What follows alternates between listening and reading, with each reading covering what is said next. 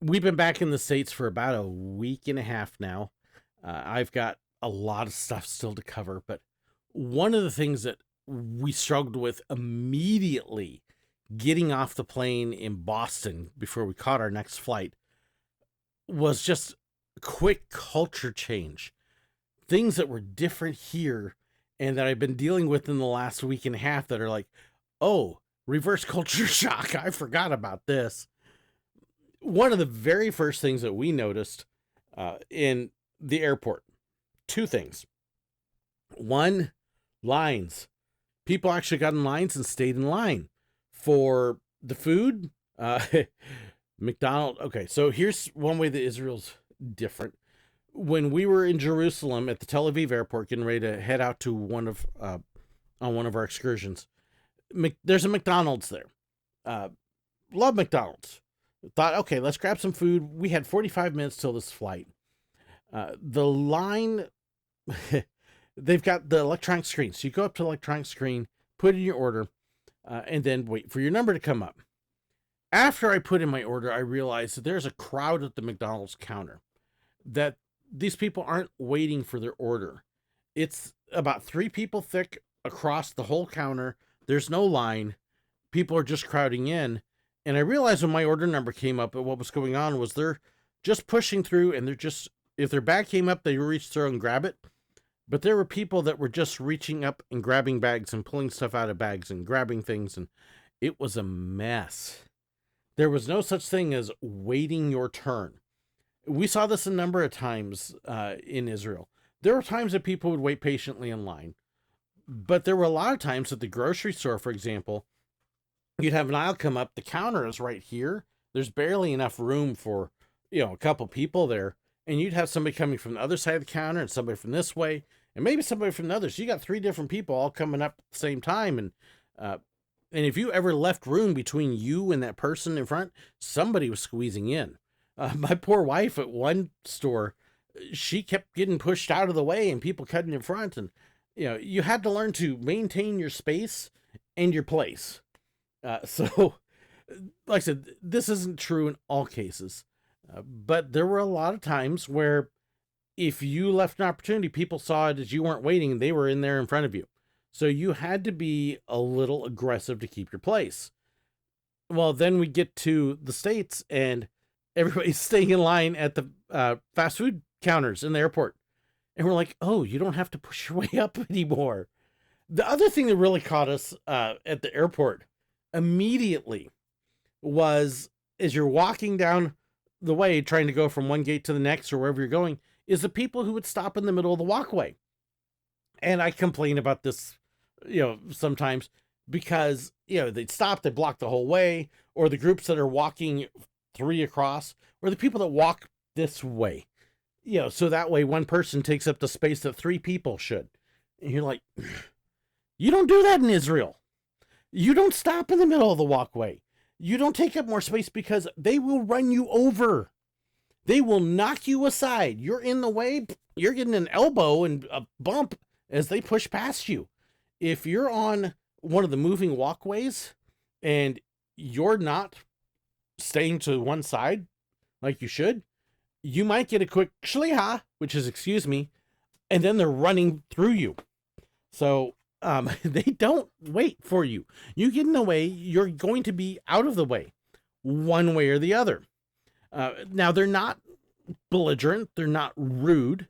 They're not going to hurt you, but you're going to get a nudge.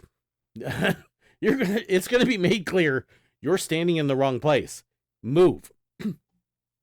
So that was very entertaining, and it was hard to resist the urge when somebody was doing that to just barrel through them.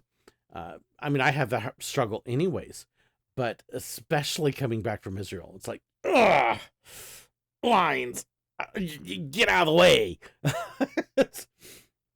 The other thing is the concept of personal space. In Israel, your personal space bubble is much smaller than in the States. So here in the States, if you watch even my videos, I'll sit here and then the next person would be here. There's a bubble, of like a foot or two in between. In Israel, it is not unusual for you to be shoulder to shoulder, especially if you're on public transit, a bus, or something like that. You are probably in physical contact with at least 2 or 3 other people. Uh, it's just how it is.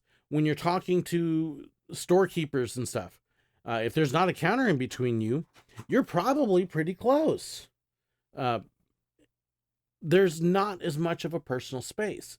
And in fact, if you put space between you and somebody when they're talking to you, it can actually be considered rude. So you have to learn at times to be comfortable closer. Now, in tourist areas or people who are used to Americans' bubbles, you'll find more personal space. There's an awareness and a respect for that. But if you're around the locals in various things, that space bubble isn't there. So when you're riding the buses around Jerusalem, there's no space bubble. And you just get used to it. If you're at the grocery store, there's no space bubble. You're bumping each other as you're trying to get your stuff on the shelf.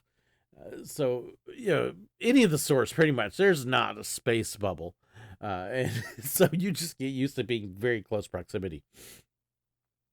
And then you get to the States and all of a sudden, here's your space bubble again. Whoa. And it's kind of trippy. The first reaction I had when I was talking to somebody and they stepped back a bit and I went, is there something wrong with me? And they went, oh, States. I'm in the States. Bubble. Forgot. So again, you adjust with that.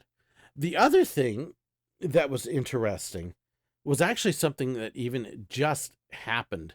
Is I'm sitting here recording this. This is Wednesday. And at 11 o'clock, once a month on Wednesday, the first Wednesday of the month. So anyways, whatever it is, they do the testing of the tornado sirens. Well, the tornado sirens sound just like the air raid sirens in Jerusalem. I hadn't even thought about this.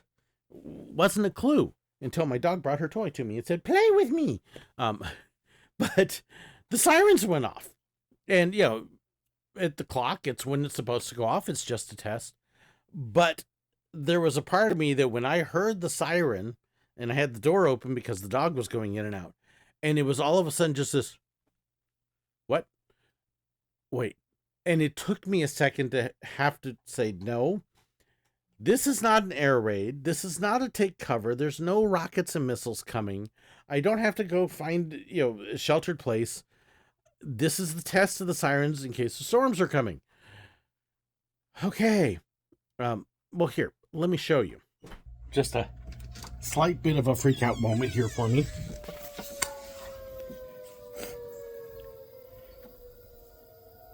If you can hear it. So, normally the test wouldn't faze me at all. But, yeah, air raid sirens. Okay, so I am twitching just a little bit, in all honesty. You don't realize these things get to you until you realize they do. This is a monthly test for the tornadoes and storm alerts. But that is basically the exact same sound that the sirens made in Jerusalem during an air raid.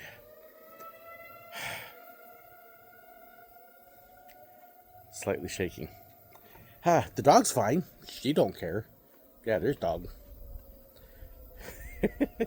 Would not have thought that would affect me.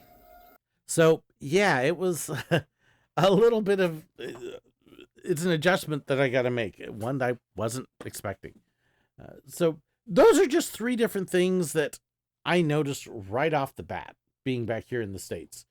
But there's more, too. So, I'll share those in a future video. But, yeah, 3 things that you don't even think about until you have to think about them.